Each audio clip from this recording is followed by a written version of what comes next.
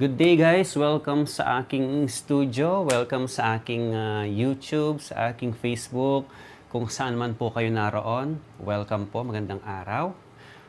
For today's video ay finally maiko-compare natin, maipapakita natin sa inyo ng sabay-sabay ang apat na model ng Mecman Audio wireless microphone. Para sa mga bago sa ating Facebook, YouTube or channel. Ang Mecman Audio po ay inilabas namin dito sa Pilipinas 2 years ago. Ipina-review sa akin, ipina-vlog sa akin. Ginamit namin sa real world, sa actual event. Tinest namin ang mga model na ito 2 years ago nung isang Pilipino na mahilig din sa sound system. Isa siyang design engineer. Naghanap siya ng mga, kumbaga, these are selected microphones from China. Isa sa mga pinakamagagandang product na nakita niya sa China. Tinest namin sa mga event. 3 months. After that, nung pumasa sa aking, base sa aking obserbasyon, sa actual test, sinubukan naming ibenta at so far ngayon 2 years na dito sa Pilipinas ang Mecman Audio. Marami na kaming na-distribute sa buong Pilipinas maging sa ibang mga bansa.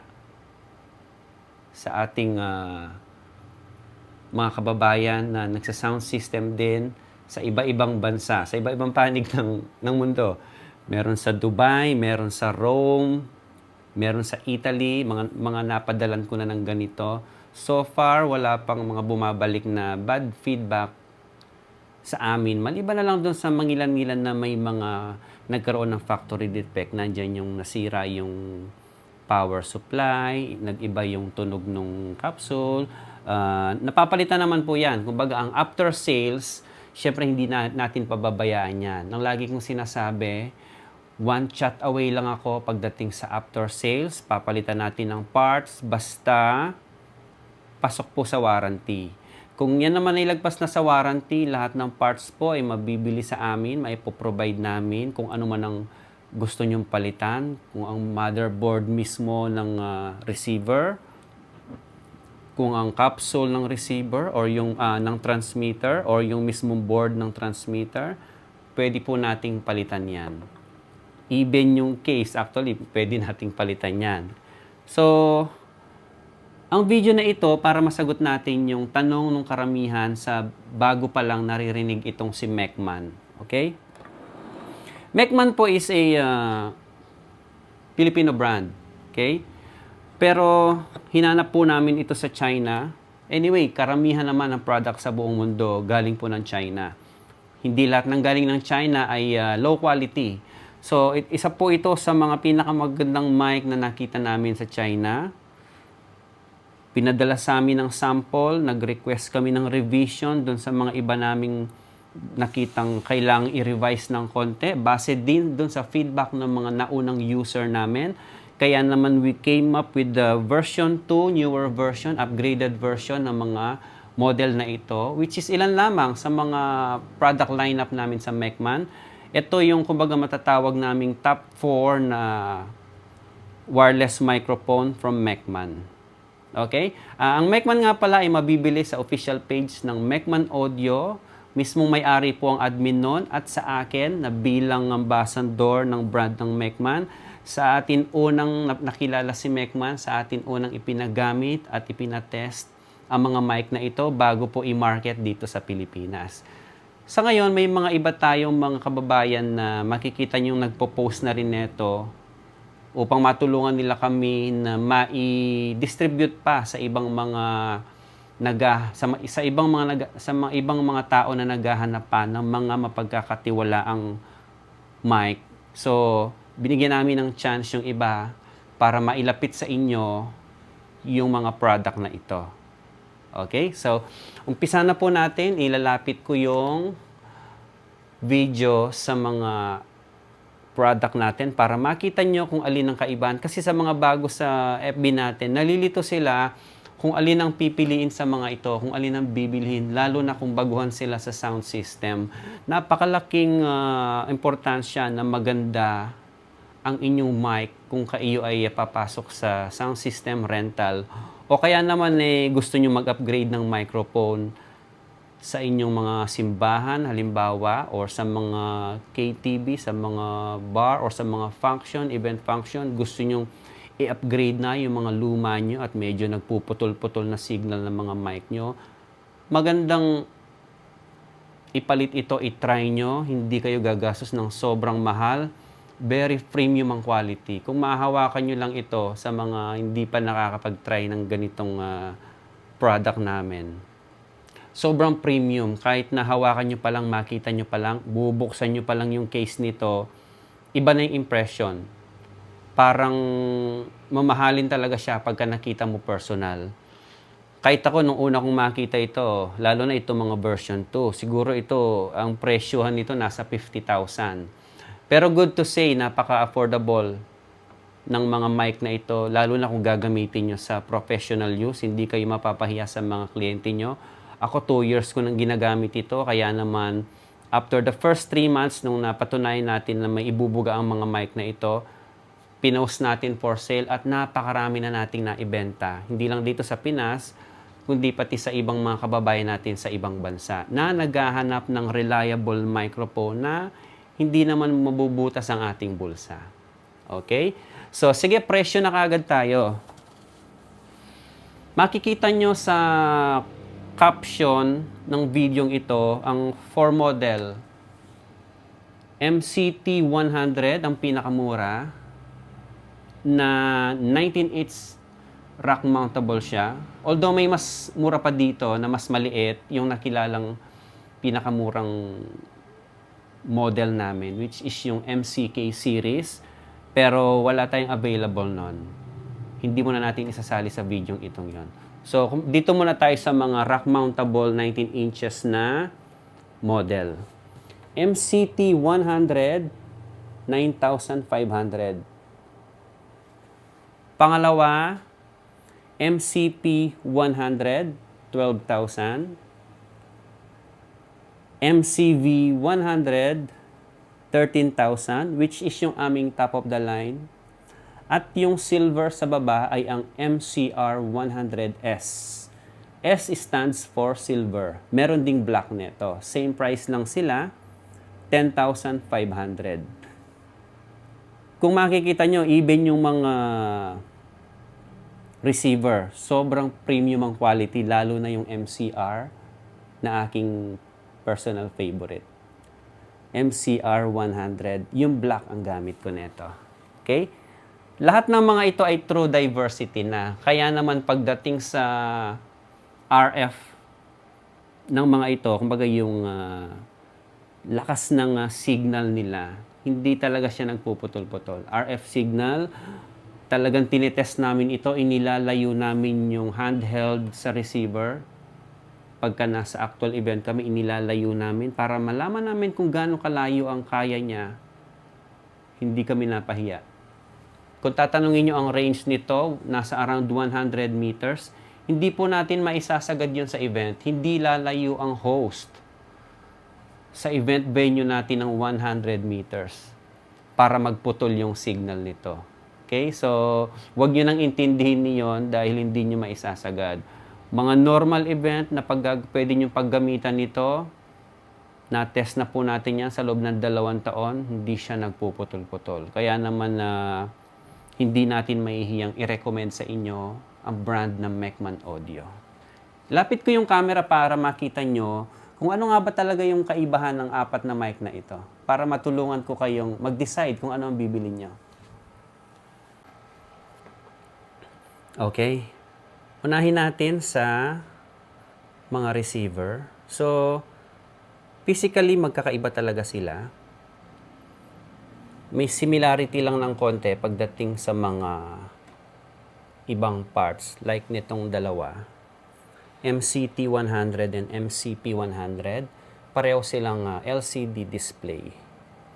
Nagkaroon lang ng dalawang rotary knob itong MCT whereas itong MCP ay ginawa na lang isa. Okay, hindi, yung iba kasi hindi ko mo kinontian yung knob, parang mas mura siya. Hindi. Minsan, kahit na isa na lang siya, pero mas pinaganda naman yung knob niya compared dun sa dalawa. Okay, so hindi mo talaga mapa-perfect eh. Hindi ko mo dalawa ito, mas maganda ito. Kasi sa presyo, ito 9.5, ito 12K. Doon pa lang makikita mo na. Okay?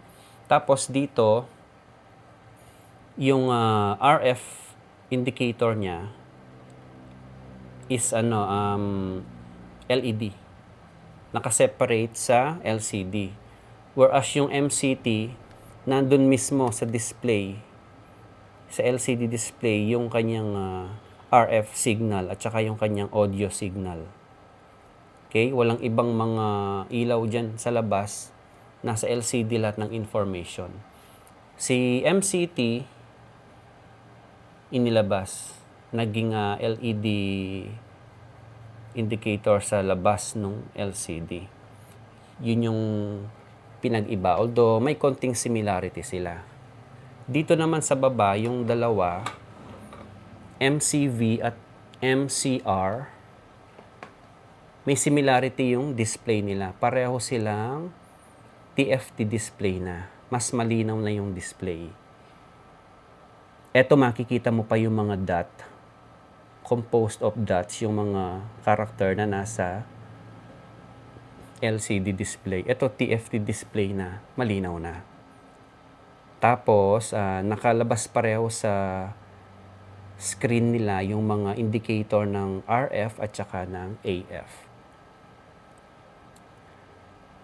Si MCV, wala siyang rotary knob, more on buttons.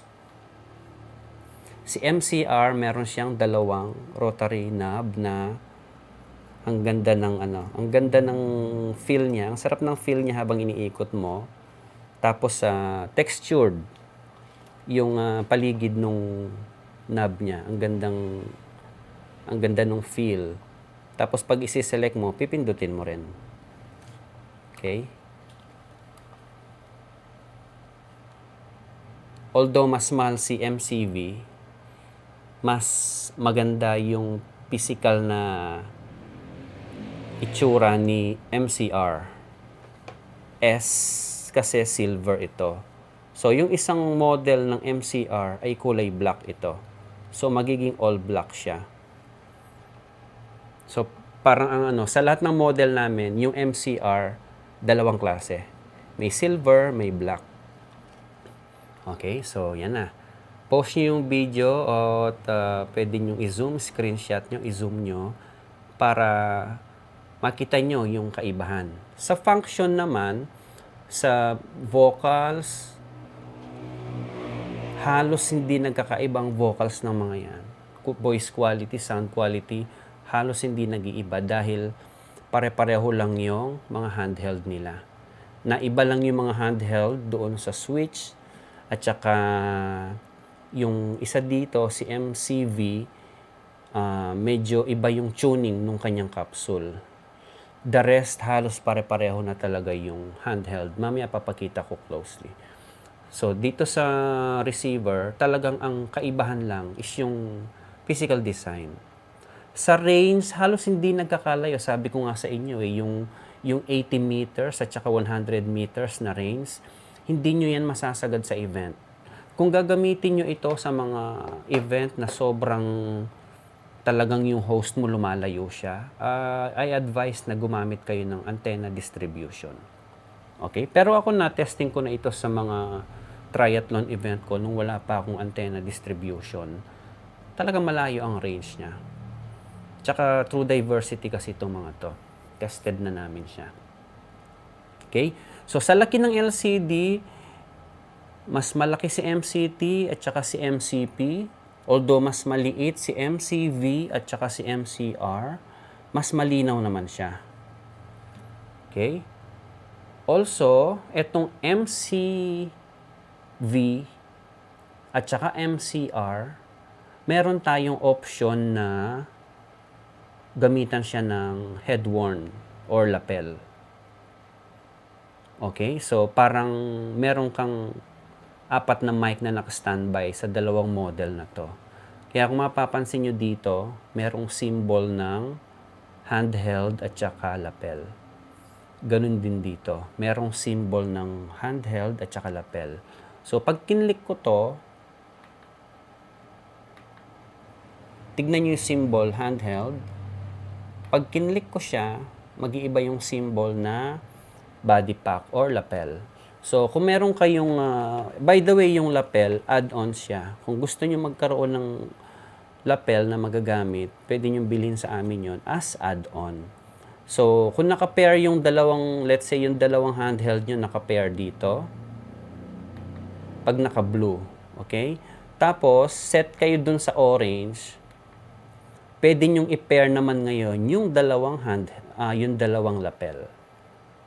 So, may ibig sabihin may nakakonect kayo dito na 4 na mic. Dalawang lapel, dalawang handheld. Pero hindi nyo pwedeng gamitin ng sabay. Kasi 2 channel lang ito. So, kung naka-display yung orange, ibig sabihin yung lapel yung gagana. Pag kinlik mo isang beses, lumabas yung display ng handheld, yung handheld ang gagana. Ganun kabilis ang palitan. In a matter of second, magsuswitch na kagad dun sa lapel. Very usable ito sa mga kiddie party na may mga magician kasi sila gumagamit ng lapel at the same time may hawak silang handheld. Napaka-usable nito sa mga ganong event. Madalas nagagamit ko siya sa mga ganong event. So, meron kang lapel tapos meron kang handheld at the same time. Nakaset na kagad dito yan. Kiklik ka na lang isang beses dito. Okay? Yun ang isa sa special features ni MCV at saka ni MCR. Okay? Ito naman si MCR, dito yung kanyang pindutan. Sorry. Ito. Yan. So, pag nag-orange siya, ibig sabihin yung lapel ang gagana. Pag blue, yung handheld. Okay? So, etong dalawa, totally same lang talaga siya ng halos. May konting pagkakaiba pero napakalapit ng design. Halos pareho yung design. Ulitin ko yung presyo ha. Kung medyo may napipili na kayo pagdating sa itsura, kung saan kayo mas napopugian, ulitin ko ulit yung presyo. 9,500 MCT, 12,000 MCP, MCV is 13,000, MCR is 10,500. Okay, punta na tayo sa mga handheld.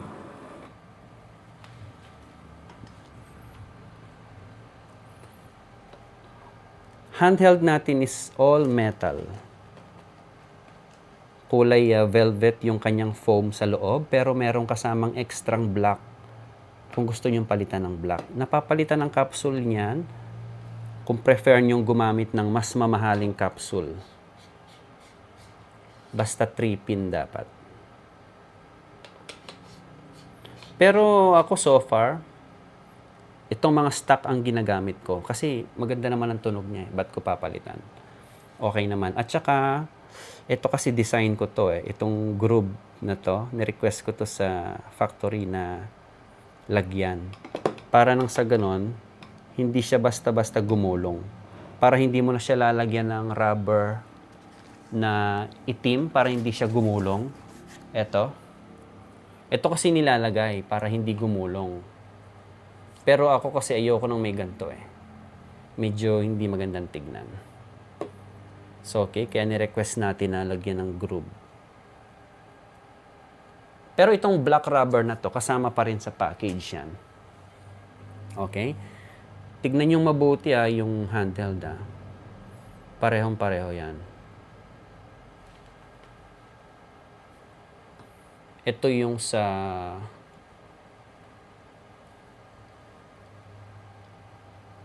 saan ba to? 639. MCP 100 to.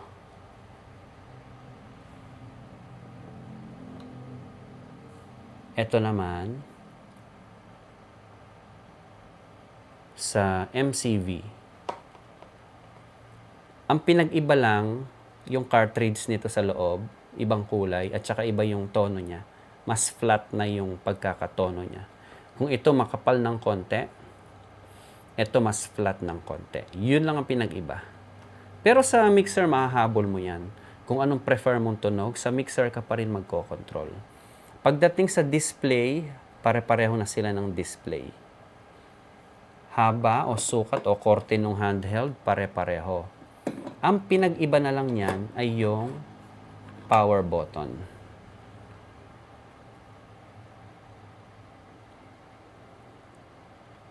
Ito ano na siya, push button. I-hold mo siya para mag-off. I-hold mo rin siya para mag-on.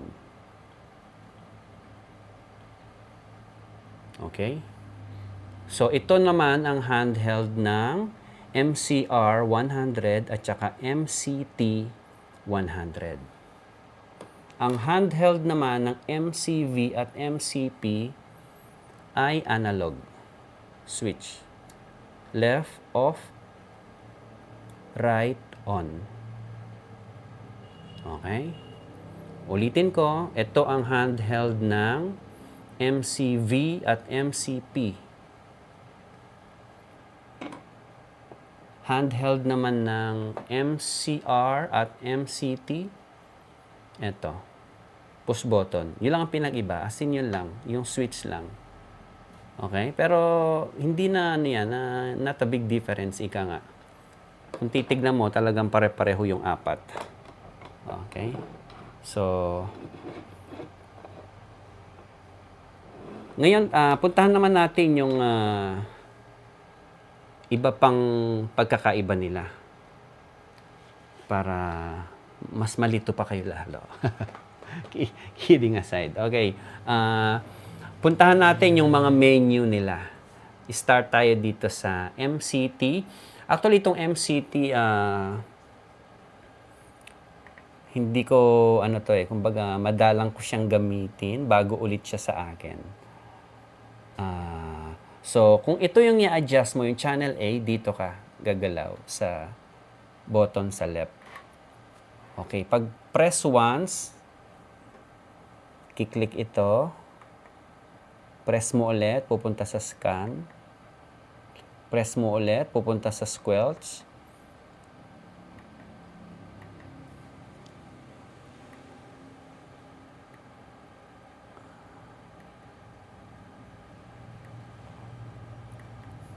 so, ayun, ganun lang.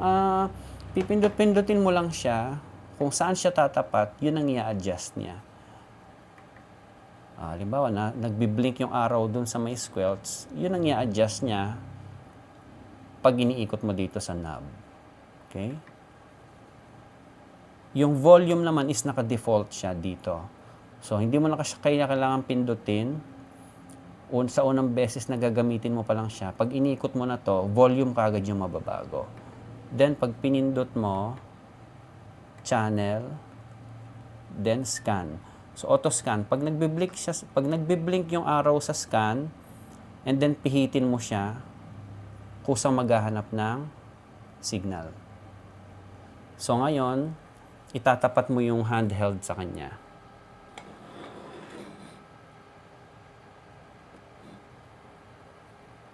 IR, papunta dun sa IR.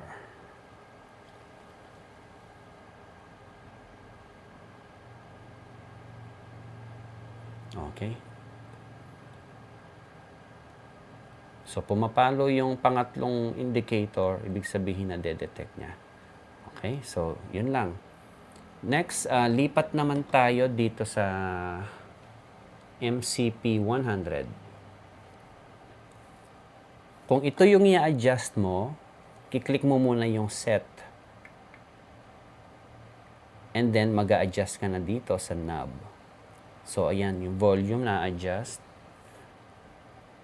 Click ka ulit ng set. Pupunta sa channel. Click mo ulit yung set. Pumunta sa squelch. And then, scan. Pag nagbe-blink yan, pihitin mo to. Mag-i-scan siya kusa. Ngayon, itatapat mo naman itong iyong handheld.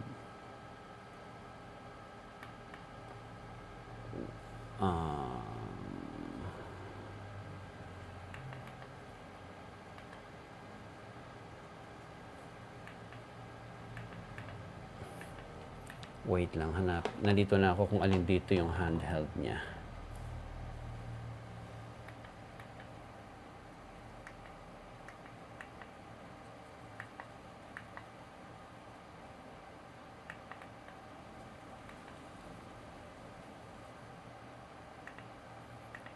Balik ko muna tong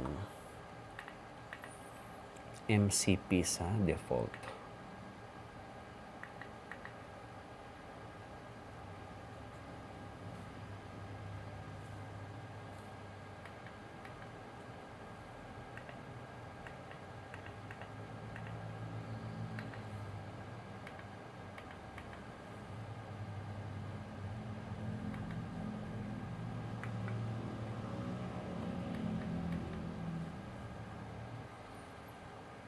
Okay, sync natin.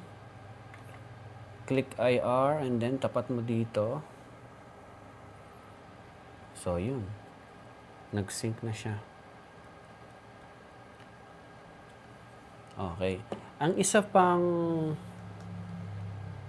features ni MCP, pag nakapatay yung handheld, kagaya dito,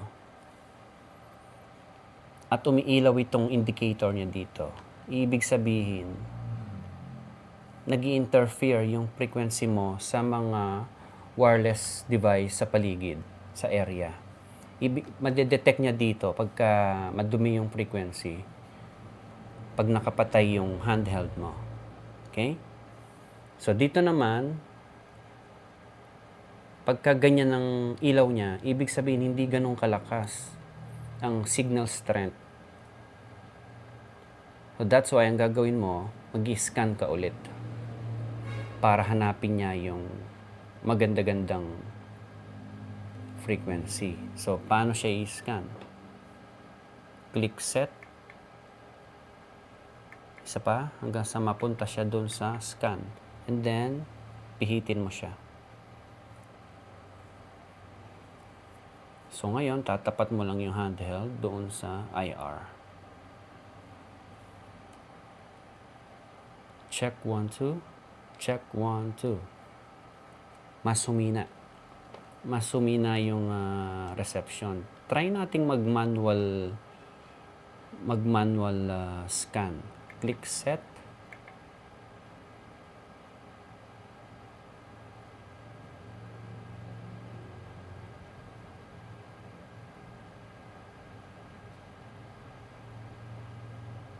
Try natin sa 612.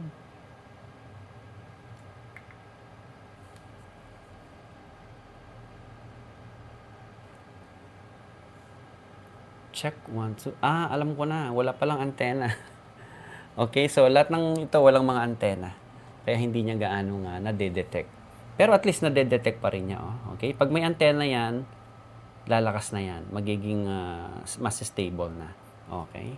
So, for the demonstration purposes only, kaya hindi ko na nilagay yung mga antena sa likod. Okay. So, yun ang MCP100. Now, lipat tayo sa MCV. Ito, mas marami ng function ito pag pumunta ka dito. So, i-click mo yung set. Ito medyo nakakalito lang dahil yung pwesto ng LCD magkatabi rito. Tapos yung pindutan niya at indicator niya nandito sa left. Mas maganda sana kung lahat ng sa channel A nandito lahat ng sa channel B nandito lahat. Kagaya nito. Nakabukod siya, pinaghati. Parang itong sa MCR din, nakabukod siya. Kung ano yung nasa channel A, nandito lahat. Channel B, nandito lahat. So, yun yung design niya. Walang tayong magagawa doon. Kaya talaga, sabi ko nga sa mga nagtatanong, kung ano personal preference nyo, yun na po ang piliin nyo. Kasi pagdating naman sa functionality ng mga yan at ganda ng performance, halos pareho lang. Okay, dito tayo sa MCV 100. Click mo yung set, lalabas ito. Tapos meron ka ditong arrow up and down. So yung una, preset. Pangalawa, tuning, manual tuning. Pangatlo, scan frequency, auto scan yan. Pang-apat, spectrum. Makikita mo dyan yung mga frequency na dapat mong iwasan. Kumbaga, yung mga frequency na yun yung ginagamit ng mga ibang wireless device sa paligid na nade-detect niya. Tapos, yung panglima, ID. Doon mo isa-set itong numbering dito. May number 2 dyan, may numbering ka din dito. Pwede mong iset yon. Okay? So, ngayon, puntahan natin isa-isa. Preset. Click mo yung set ulit. So, yan. Pipili ka dyan kung anong group mo siya ilalagay. Group 1, 2, 3, tapos channel 4. So, in every channel, may nakaset na frequency. So, pipili ka dyan. Okay? Pero, ang mas ginagamit ko dyan, scan frequency, auto-scan.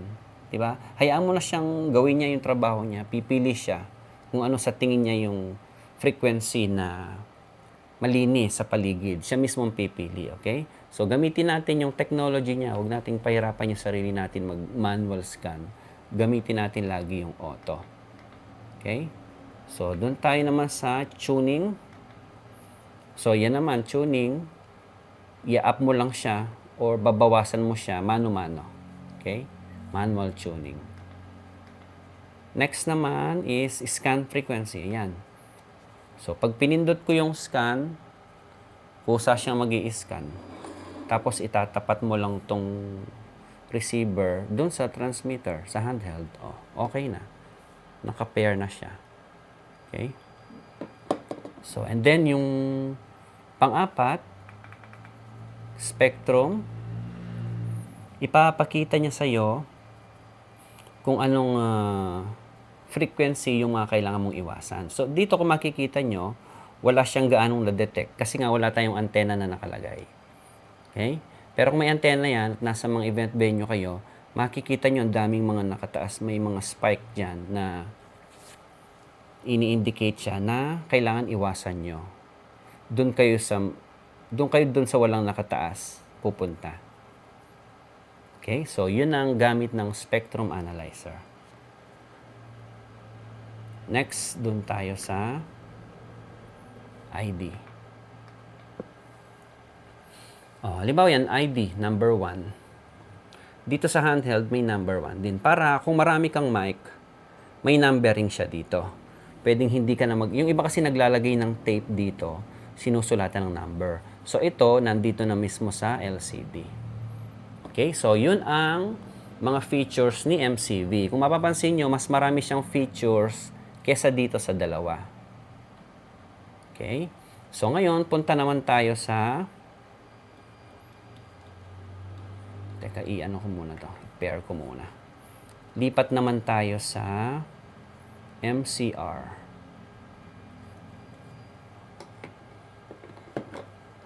MCR 100S, ibig sabihin silver. So, ito naman, kada channel, meron siyang rotary knob.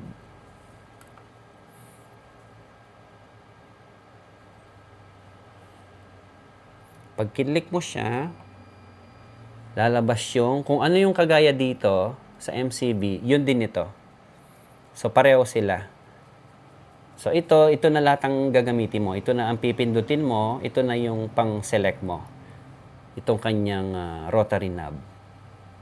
Galing, di ba? So, same specs, tas mas maganda yung mukha niya, mas maganda yung rotary knob niya, pero mas mahal si MCV. 13,000, pero ito 10,500 lang. Di ba? Sa akin, sa mga nagtatanong, personal na preference ko talaga, MCR. Next ko si MCB, and then MCP. Okay? Anyway, gaya na sabi ko nga, kahit alin naman dyan, kung ano lang ang purpose niyan, para madinig yung boses ng tao, lumabas sa speaker, ng malinaw, walang putol, lahat ng yan kayang ibigay. So, kayo na lang po ang pipili kung alin dyan ang matipuhan nyo o mag-fit para sa inyo. Basta ako i-guide ko lang kayo, papakita ko sa inyo yung itsura nila, specs nila, and then price, kayo na po ang pipili. Pero, gaya nga nasabi ko, kahit alin ang mapili nyo dyan sa mga yan, panalo na po yan. Okay? So, MCR 100S. So, ganun nga. Pipindutin mo siya dito. Then, iikot mo kung ano yung mapili mo, pipress mo siya dito. Pag magbaback ka, IR, pindutin mo lang yung IR. Ang default, pagka pinihit mo, volume. Okay? So, yun po. Sana ay naliwanagan na kayo kung ano ang difference nung apat na ito. At kung may napili na kayo, i-chat nyo na po ako sa aking FB dahil madali pong maubos ang stock natin. Okay? Pag naubos ang stock natin, antay tayo ulit ng mga 2 to 3 months bago magkaroon. Kaya habang bagong dating yung mga stock natin, lahat po ng apat na yan may stock po tayo. Yung other models natin, lalo na yung MCK, yung dalawang MCK natin na bestseller din naman talaga, wala pa po tayong stock nun. Okay, so sa ngayon, itong latest video natin, ito yung may mga available tayong stock. MCT 109.5, MCP 112,000, MCV 100, 13,000, MCR 100S or kaya black, 10,500. Plus shipping po tayo nationwide. Para naman sa mga gustong mag-avail na nasa abroad, ipaship na lang po natin sa mga relatives nyo, tapos sila na lang ang magpaship sa inyo abroad via international courier. Okay? Maraming salamat po.